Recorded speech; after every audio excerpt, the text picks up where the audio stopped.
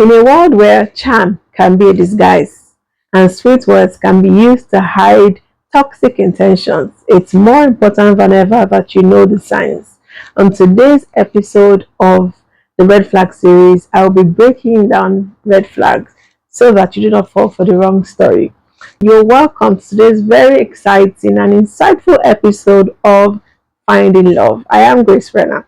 Finding Love is a relationship and marriage show that instills the right foundation for marriage with the understanding that marriage is God's idea. It is a show for anyone who is getting ready for marriage or already married and desires to do marriage the way God has designed it. As I said before, marriage was God's idea. Now, if you're new to this channel, please tap the button on the right to subscribe. Thank you so much for watching, and please do not leave without subscribing. And if you're a returning subscriber, thank you so much. I appreciate you. I appreciate your support, your encouragement, and for always coming back. Now, also do well to support me by sharing this video. The more you share it, the more people can see it, and they would get healed watching this video. Marriages can be saved, relationships can be saved. So please share my video. Also like my video so that YouTube algorithm can show it to more people. And also leave me a comment. Oh my God, I'm so grateful. I love all your comments. I see your comments and I'm so grateful. It's so encouraging and it helps me to know that you all are following. So thank you so much for your comments so far. Do not relent. Please continue to leave me comments. I want to know if this video is blessing you, if it's helpful in any way. So thank you for always commenting. Thank you. Yes, so last week we started talking about red flags. And I used the first and second episode to introduce us to the topic.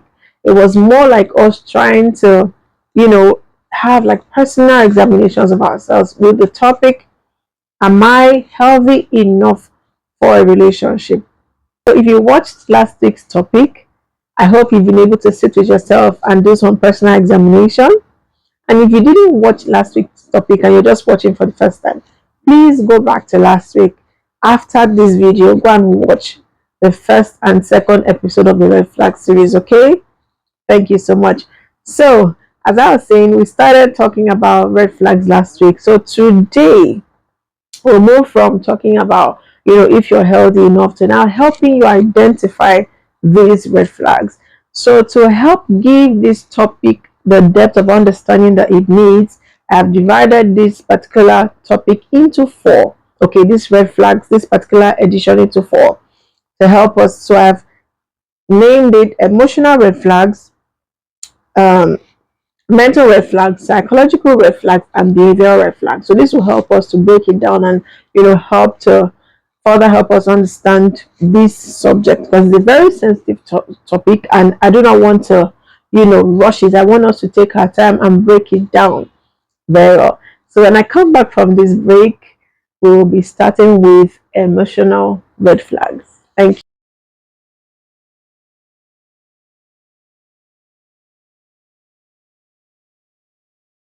you.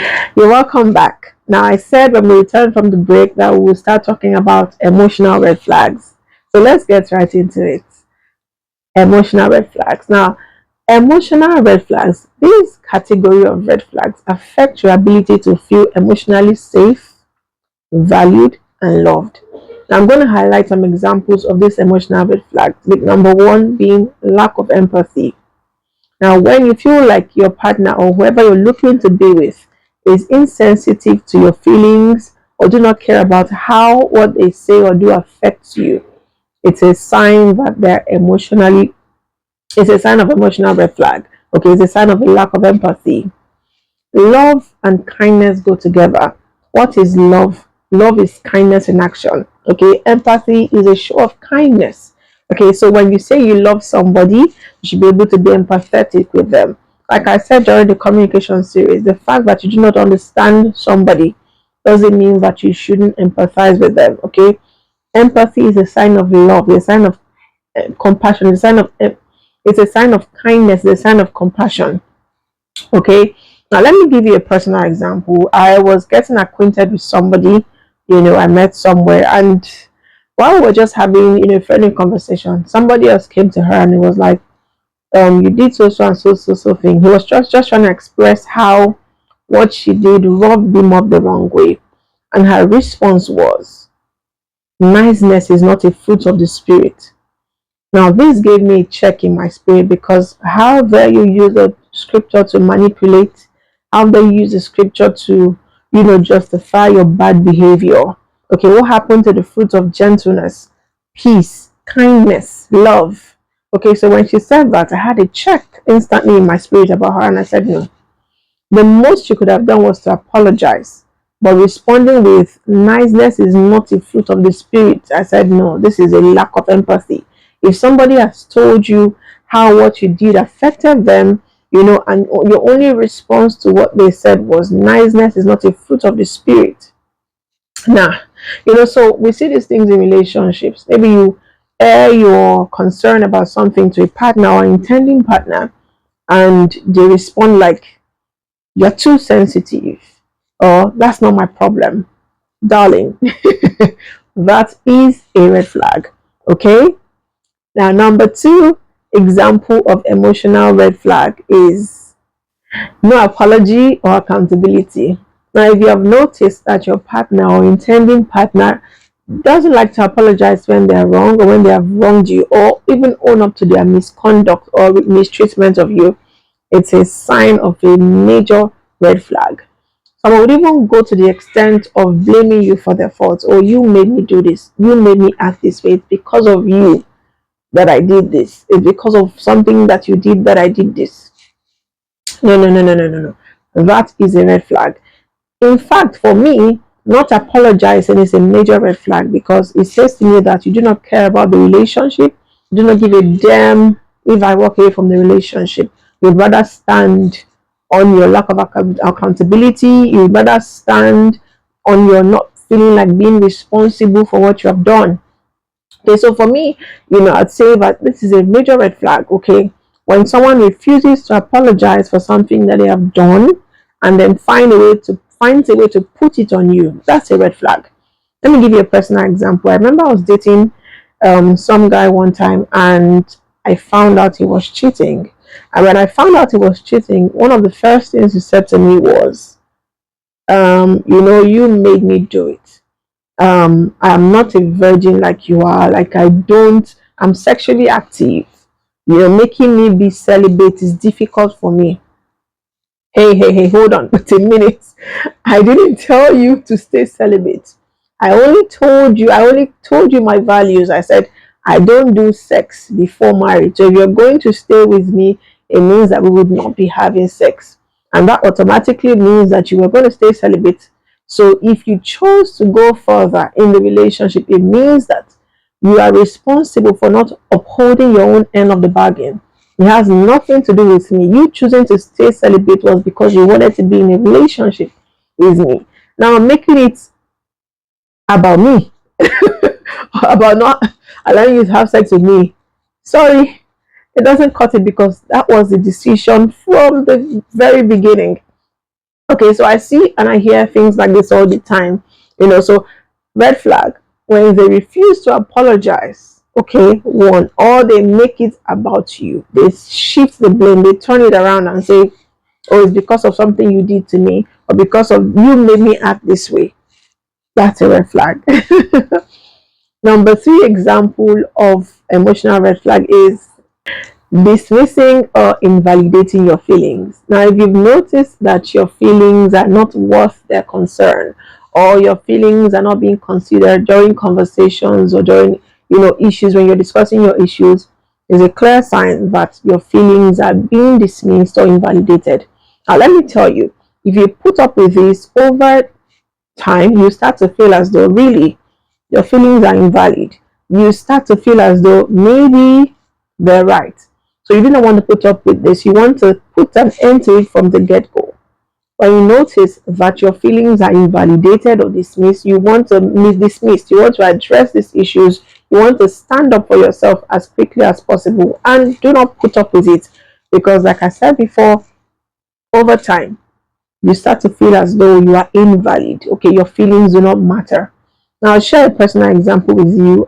This is some lady, I noticed a change in her behavior. I noticed, she started to ignore my calls. not respond to my messages. And when I brought it up with her, she said, "Oh, you're overreacting. No, you are just how did she even put it? You're overreacting.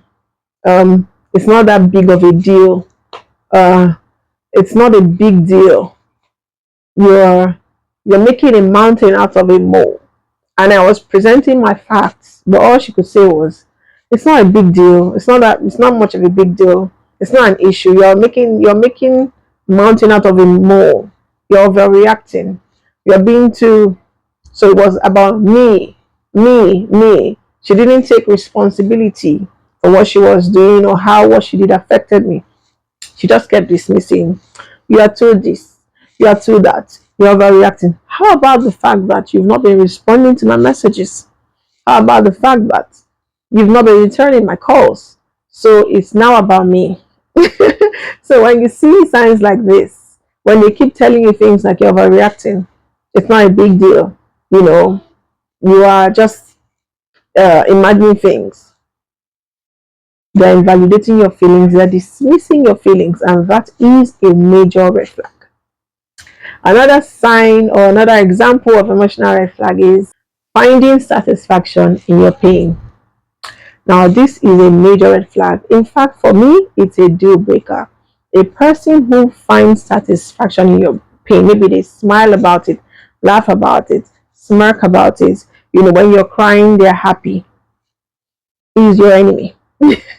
I do not know how best to say it. I have personal experiences to share in this regard, but let me just explain a little bit. The person who is happy when you are sad, who is happy about hurting you or you being hurt, is sadistic. The person does not have the capacity to love you. The person who derives joy in seeing you in pains, who derives joy in seeing you being hurt or hurting you, cannot love you, does not love you. Okay, love is kind, love is not wicked. Okay, now let me also say this: such a person would not be loyal to you. In fact, over time you start to feel alone in that relationship, and to be honest, you are alone in that relationship. A person who derives joy in causing you pain or in seeing you in pains is not in love with you, does not love you, and does not have the capacity to love you. Now let me share a personal example with you. I remember when I was dating some guy and I was wearing a bomb short. We went somewhere, so I was wearing a bomb short and a big shirt. So we had to go to the market from where we went to. And bomb short for me was just a comfortable outfit to wear. It was a chilled evening, but I didn't know that it was not going to be tolerated in a place like Oyingbo Market. So when I wore that bomb short, we're buying stuff, and before I knew it, I noticed that the atmosphere changed. People started to gather around me. I was hearing noises here and then. Then a woman brought her wrapper and covered me. So I was wondering, what is going on? So I tapped him and said, see, everybody's looking at me. What's going on? And she was like, madam, you are naked. Oh, you for dress well, come outside. For dress like this. I didn't know that it was not an acceptable. I mean, I live on the island, and we wear bomb shorts, we wear shorts. I mean, now I'm a pastor, I'm very careful about how I dress. But back then, I was modeling, so I wore a bomb short. It was nothing to me. And so when she hurriedly gave me a wrapper, the guy I was with flung the wrapper at her, saying, "What is wrong with you people? You guys should put yourselves together and everything." So a very huge man came to me. I was like, "Oh, sister, they're all here because these people." He mentioned a particular tribe of Nigeria. I don't want to mention, just so that Anyway, so he mentioned a particular tribe, and it was like, these people, their law, you don't just wear certain things. I said, "Oh, I didn't know. I'm coming from somewhere." I was coming from somewhere, and I decided to branch the market. And he said to the guy I was with, "Oh, okay, you guys have to leave this place now. These people, they're becoming," and they're afraid to throw pure water nylon at me. Throw pure water nylon at me. So it was like, see, these people can get violent. Their law, they don't allow this kind of dressing, and you are inside the market. So take this woman out of here. And so because of that, I got uncomfortable in the market. I started to, hurry, please, let's go, let's go, let's go. But I noticed he was so reluctant to leave the market. He was like, "I still want to buy fish. I still want to buy this. I still want to buy that." And when I looked at his face when he was pricing the fish, he had this smirk, this smile on his face, like he was happy to see what was happening to me, the humiliation I was going through. These people moved from throwing pure water nylons at me to throwing Paco bags, this market shopping bags at me. And the man that was with me was trying to guide me to prevent it and shouting at them, "You people should stop this. Haven't you seen a lady wearing bomb shop before? Blah blah blah. You guys are behaving very bad and blah blah blah." And he was shouting at the guy I was with. "Oh guy, you need to leave this market. Your woman is being harassed. What are you buying? Is it fish you cannot buy next time? What are you doing? Leave this fish alone and protect this your woman. What is wrong with you?" That was when the guy reluctantly left the fish and whatever else he was pricing and came. And he had this smile of satisfaction on his face all through. And this now called my attention to subsequent behaviors of his, where whenever I have issues with somebody, he becomes besties with that person all of a sudden. When he hears that I am having problems with somebody, or maybe if I complain to him that, "Oh, this person treated me wrongly," then he becomes friends with that person. I started to notice signs of disloyalty here and there, and I knew that I wasn't safe. He was deriving pleasure in my pain. He was deriving pleasure in my, in hurting me. He was deriving pleasure every time he noticed that I was sad. He was happy. Every time he saw that I was being mistreated by somebody, he was happy. And he also derived pleasure in mistreating me. Okay, look at what the Bible says in Jeremiah 17 verse 9. It says, "The heart is deceitful above all things and desperately wicked. Who can know it?" That's what the Bible says. So a person who derives joy, happiness in your pain, in hurting you, does not love you, is wicked. And that is a major red flag. For me, I'll say it's a deal breaker. If you have noticed, maybe you're not in a relationship yet with that person, or you're already dating, please, this is a call for you to pay attention to this. It is a major red flag. Another example of emotional red flag is jealousy disguised as care. They say that a lot of people will rather admit to committing murder than being jealous of somebody else. And this is true. Some people disguise jealousy as being, overly caring. "Oh, I care about you. That's why I do not want you talking to those people. I care about you. That's why I do not want you to pursue this dream or that dream." I mean, they won't say it like that, but they would act like they're protecting you. Meanwhile, they're preventing you from you being you being yourself. And how does this, appear in relationships? You see, a lot of people are hypocrites. Okay, they act like they're preventing you from something. Meanwhile, they're preventing you from doing something that they're already involved in. So it is that lack of trust as a result of their guilt. And let me give you an example. Someone told me that, she had a neighbor. Her husband would always go to, her neighbor was very attractive according to her. And her neighbor would always go into the neighbor's house, okay? Go and sit with the neighbor for hours. And she'll be wondering, why would a married man go and sit with a single lady, for this long? And it carried on for a long time. But she just, decided to believe the best for the man and everything. But then another neighbor who was a single male figure moved into the house and, was doing a lot of decoration to his house. Every time every time he would be decorating, doing this, doing that, workers will come. So that's eagerness or anxiety or excitement to see, what is this man designing? What is it about? So she told her husband, she said, "Please, I would like for you to, when you're going to the neighbor's house, since two of you see each other and you greet, I'm just curious. I want to see what his house is looking like. Please take me along to the neighbor's house. Let me see what he has done. We'll go together, okay? I just want to see what he has done." And then the husband shouted at her, "Why would you want to go to the house of a single guy? Stay in your husband's house. Why should I take you there? Stay in your husband's house. Don't you know what can happen? You want the man to start to put eyes on you. And you don't have that. Wow, you're such a hypocrite. You've been going to spend hours at the single neighbor's house. She's a single lady. I have never for once harassed you about it. I've always trusted you and believed the best for you. But this time around, I'm saying, take me along with you. I'm just curious to see what has come about the house, what he's been doing with the house. Take me along. I'd like to see." So it's not me going alone to say I'm available. No, I'm saying, take me along. And then she said the man fled up, saying, no, no, no, no. I won't take you. Stay in your husband's house. I don't want the neighbor to put eyes on you. So you see, this kind of trust issue is coming from a place of guilt. He wasn't protecting her. I mean, it was coming from a place of guilt, rather. He wasn't particularly protecting her because he cares for her. He was trying to prevent her from doing something in his mind, okay, doing something that he was already doing. Okay, so let me even give you another example now. This one is personal. I dated a guy one time who was very jealous. I got to find out that his own jealousy came from guilt. Now, what do I mean?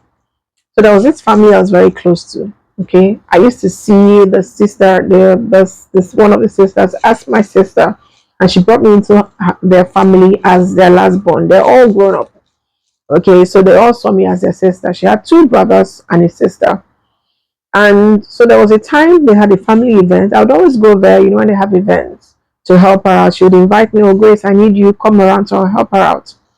And in one of those events, I think it was her birthday, we snapped general picture as a family. And then this guy I was dating saw one of her brothers, tall, very good looking and attractive.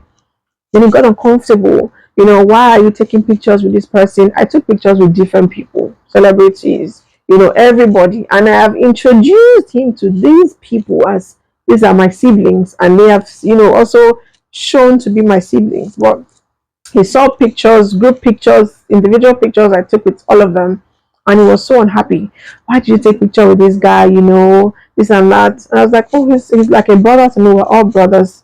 Yep, and we're all siblings. Only for me to later on find out that this guy was cheating on me. With who? With a church member that he had introduced to me as just a church member, a friend. So you see, sometimes the jealousy is coming from their guilt.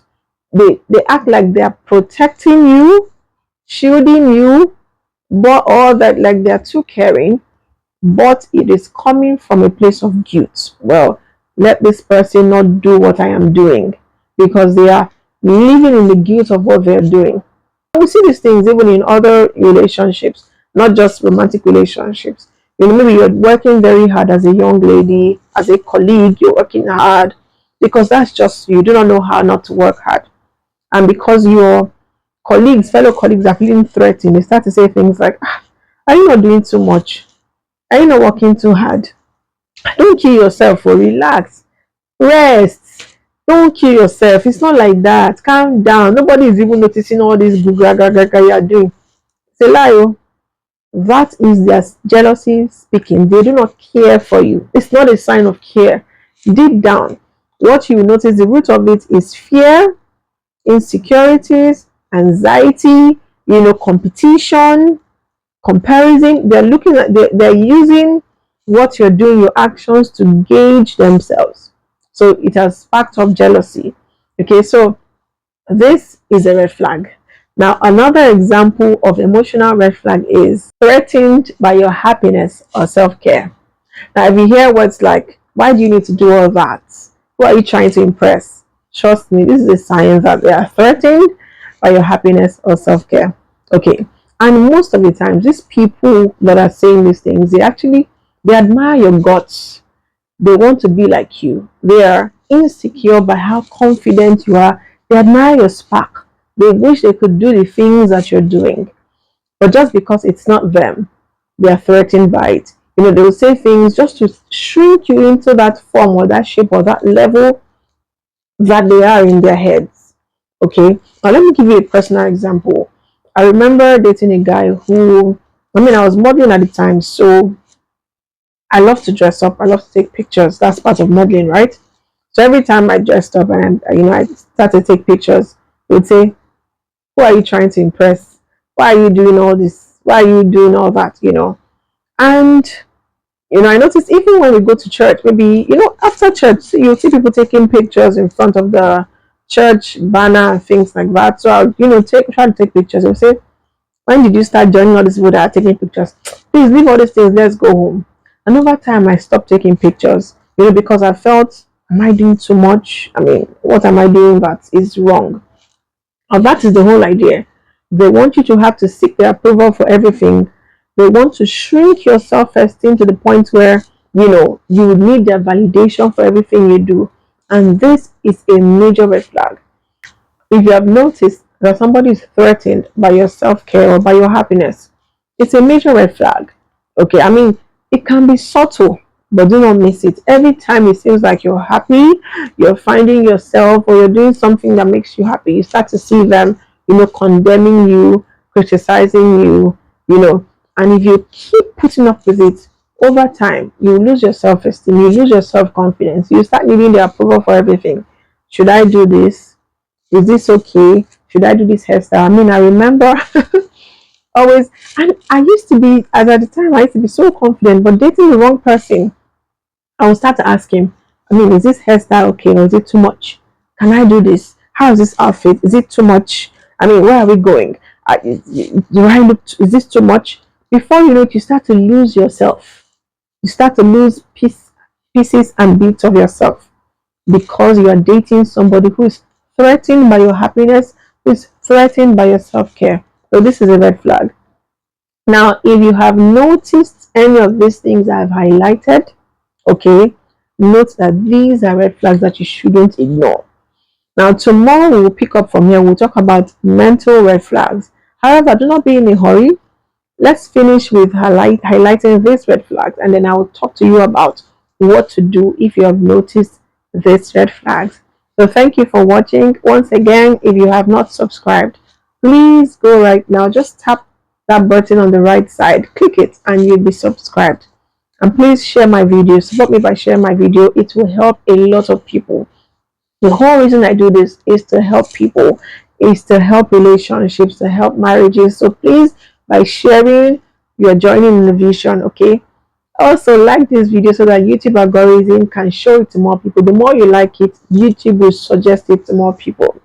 And also, very importantly, please leave me a comment. I want to know how this topic resonates with you. If it resonates with you, if you learned anything from it, I want to see your comments. I want to see if you're tapped in with me. I always see someone say, I'm tapped in with you. And every time I see it, it just sort of does something to me.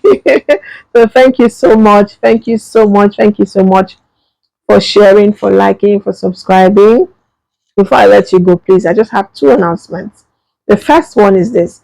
W.H.O.S.E Outreach is the charity arm of this ministry where we help widows, helpless, orphans, the sick, and the elderly. So if you would like to be a part of this, maybe you want to partner with us, in giving in kind or in cash, you check the description corner, you will see the details on how to give. Also, Singles Hangout 6 is here. It's a relationship and marriage event. We do it quarterly. So please register. The next event is coming up on the 25th of June, or 28th rather, of June 2025. Kindly register. Okay, and lastly, I release new videos on Thursdays and on Fridays for finding love. I also have another show on this channel called Code for Easy Living, which I release on Sundays. Please try to show up, watch every one of them, share them, and support me as usual. Thank you so much. Bye for now. I'll see you in the next video.